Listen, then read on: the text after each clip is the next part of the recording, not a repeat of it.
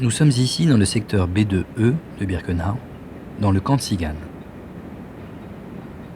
La déportation des Tziganes, qui a priori n'appartiennent pas à une race inférieure selon la doctrine nazie, soulève des interrogations en partie restées sans réponse. En revanche, le mode opératoire de leur anéantissement nous est connu.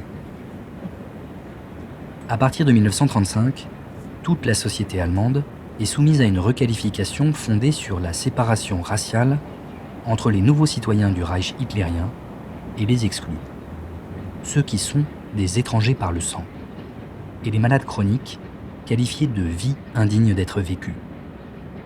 Les lois de Nuremberg imposent à chaque ressortissant du Reich d'apporter les preuves de sa germanité à tout moment de la vie quotidienne. La société entière perd sa nationalité initiale, et chaque personne doit demander individuellement une nouvelle citoyenneté de sang sur la base de certificats d'arianité. Par principe, les Juifs ne peuvent être éligibles. Pour le reste de la population, les demandes seront examinées par les bureaux de la race. Himmler signe le 6 juin 1936 un décret pour la lutte contre le fléau tzigane.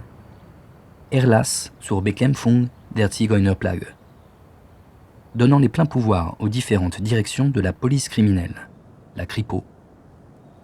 Selon les termes du décret, le peuple des Tziganes est étranger au peuple et traditions allemands. Comme les Allemands juifs, les Allemands Sinti et Roms deviennent des étrangers à l'espèce, Artfremde. Cette même année, Himmler réorganise avec Heydrich l'appareil de la terreur. La Gestapo et la police criminelle sont regroupées en une seule police de la sécurité. Himmler est également le maître des camps de concentration. Son adjoint, Arthur Nebe, dirige la police criminelle.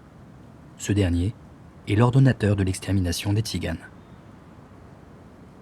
En septembre 1939, le principe de la déportation des Tziganes vers l'Est est arrêté par Himmler. En avril 1940, plus de 3000 personnes raflées dans les villes de l'ouest de l'Allemagne sont transférées en Pologne, territoire du gouvernement général.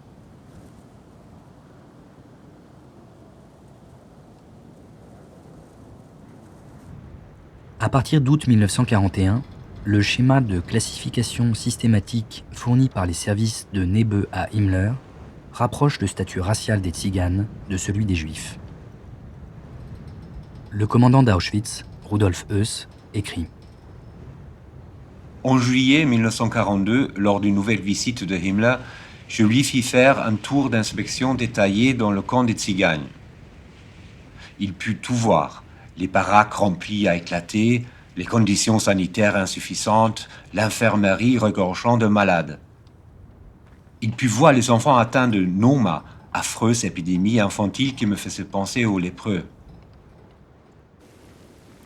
À l'automne 1942, la solution finale de la question juive est déjà bien avancée quand Heinrich Himmler décide de mener également une solution finale biologique de la question tzigane.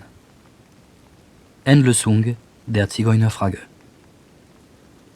Il signe le 16 décembre 1942 le décret de déportation à Auschwitz-Birkenau des Tziganes vivant en Allemagne, dans le Grand Reich et dans le protectorat de Bohême-Moravie. C'est le décret appelé l'Auschwitz-Erlass.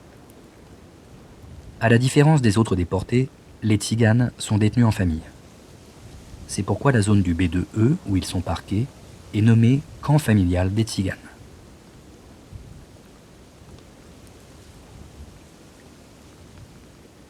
Ils ne sont pas tondus, ont le droit de garder leurs vêtements civils et ne sont pas soumis au travail forcé. Mais ils sont immatriculés et tatoués. Un Z pour Zigeuner, Tzigane en allemand, précède le numéro matricule. Ils portent le triangle noir des asociaux. Plusieurs maladies ravagent le camp tzigane. La dysenterie, le typhus, la malaria, la tuberculose, comme dans le reste du camp. La mortalité est importante. En quelques mois, plus de 10 000 détenus meurent de faim, d'épidémie, de mauvais traitements ou lors d'expérimentations médicales.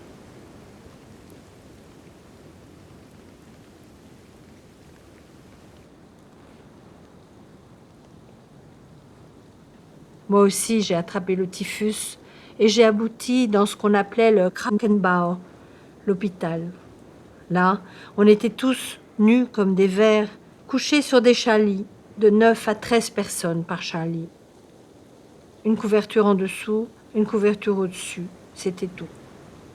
Comme il n'y avait pas d'eau, il arrivait souvent que ceux qui avaient la fièvre boivent leur urine. On recevait la nourriture dans les baquets où un peu plus tôt nous avions fait nos besoins. Entre-temps, on les avait quand même vidés.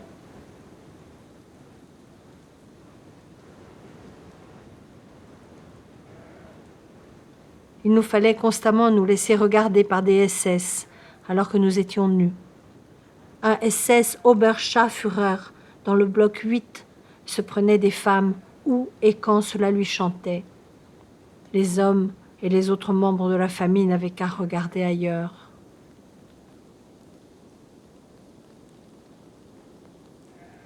La faim n'était pas la seule à tuer les enfants. Nous devions souvent nous tenir des heures durant à l'air libre, par n'importe quel temps, qu'il pleuve ou qu'il neige, qu'il y ait du vent ou qu'il fasse froid, avec presque rien sur le corps, et alors que nous avions les enfants avec nous. Ils mouraient comme des mouches.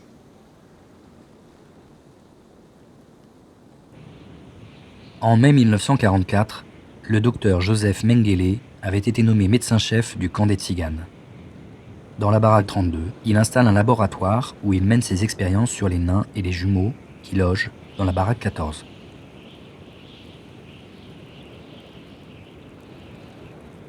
En analysant divers organes, prélevés sur des jumeaux ou sur des nains, Mengele travaillait sur la race. Qu'est-ce qui distingue la race aryenne des races dites dégénérées? Comment une race dégénère-t-elle? Comment s'améliore-t-elle? Comment reproduire une race aryenne pure?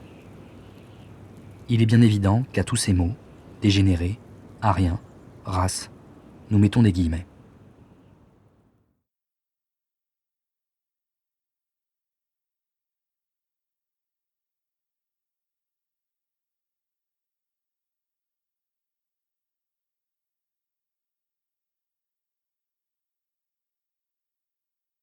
Pour s'emparer du matériau humain exceptionnel, selon ses propres termes, Ottmar Freiherr von Verschuer appuie la candidature de Joseph Mengele au poste de médecin-chef à Auschwitz-Birkenau.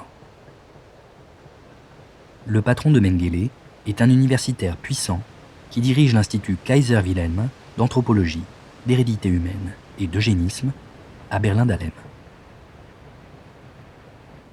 Mengele lui envoie d'Auschwitz, pour ses travaux, les restes humains des expérimentations pratiquées à vif sur les détenus, en particulier les enfants.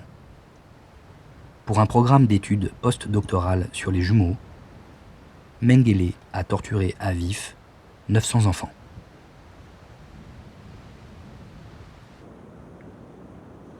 Outre les baraques 14 et 32 du camp Tzigane, Mengele a utilisé pour ses expériences de nombreux autres sites. Les baraques 30, 31, 32 dans la zone B1A. Le laboratoire et la chambre de dissection située dans l'enceinte du crématoire 2. Une baraque non identifiée dans la zone B3, le Mexico. La baraque 15 du camp hôpital dans le secteur B2F tout proche, où furent transférées les activités menées dans le camp Tzigane avant qu'il ne fût liquidé au cours des nuits des 2 et 3 août 1944. 2998 déportés, essentiellement des femmes et de jeunes enfants, sont gazés et leurs corps brûlés à ciel ouvert à proximité du crématoire 5. Plus de 23 000 Tziganes furent déportés à Auschwitz. Au moins 21 000 furent assassinés.